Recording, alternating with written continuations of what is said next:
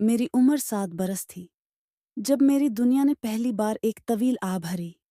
मैं अपनी माँ की गोद में छिपकर सोने वाली वो मासूम लड़की थी जो तकदीर के लिखे को क्या समझे। मगर किस्मत का कलम जब चला तो उसकी सियाही में सिर्फ दुख, महरूमी और तन्हाई ही लिखी गई।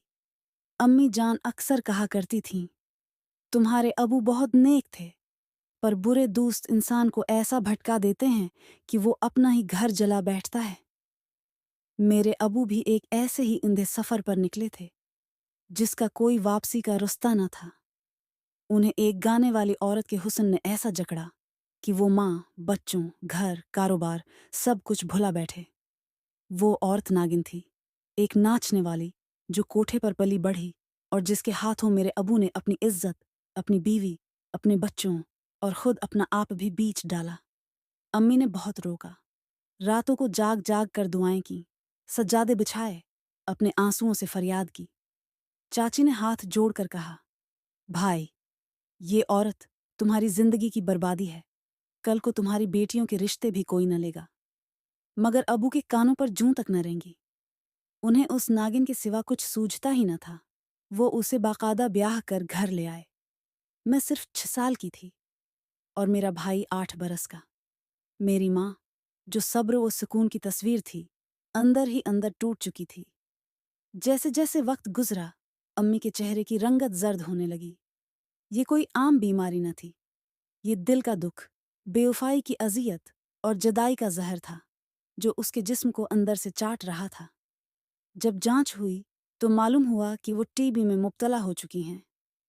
छोटी अम्मी ने फौरन बाप से कहा, ये बीमारी कोठे की बीमारी है, इसे हमसे दूर रखो वरना बच्चों को लग जाएगी। और अबू ने बीवी से नाता तोड़ लिया। नानी जान और मामू इम्मी को अपने साथ ले गए। अबू ने उनसे कभी मुड़कर खबर ना ली। कभी कभी चंद रुपए भेज दिया करते, जैसे किसी अजनबी का कर्ज उतार रहे हों।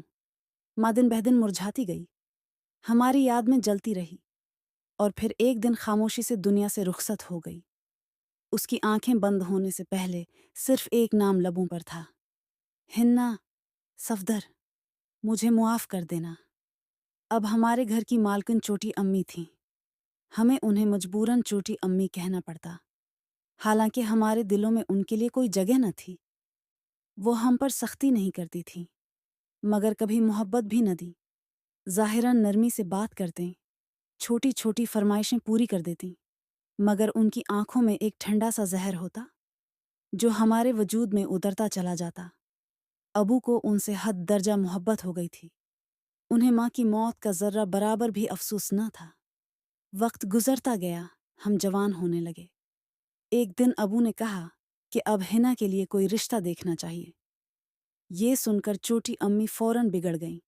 पहले बेटे की शादी करो, वो बड़ा है।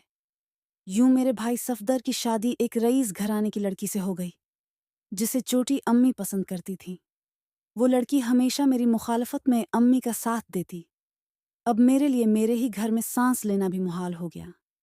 हर बात पर डांट, हर कदम पर जिल्लत। मैंने स्कूल छोड़ दिया, दिल बंद सा हो गया, मुस्कुराना जैसे भूल ही गई थी। फिर एक दिन अबू ने मेरे लिए अपने बहन के बेटे सफदर से निकाह तय कर दिया। मैं हैरान थी। मुझे लगा शायद अबू को अपनी बेटी की फिक्र हुई है, मगर छोटी अम्मी फौरन उठ खड़ी हुई। ये निकाह नहीं हो सकता, उन्होंने चीख कर कहा। मैं हिन्ना को अपने भांजे शबाब के साथ ब्याह दूंगी। अबू खामोश हो गए, जैसे छोटी अम्मी की जबान ही फैसला हो। एक रोज छोटी अम्मी मुझे एक अजनबी घर ले गईं और आहिस्ता से बोलें, ये मेरे भाई का घर है, किसी से जिक्र मत करना। वहां एक नौजवान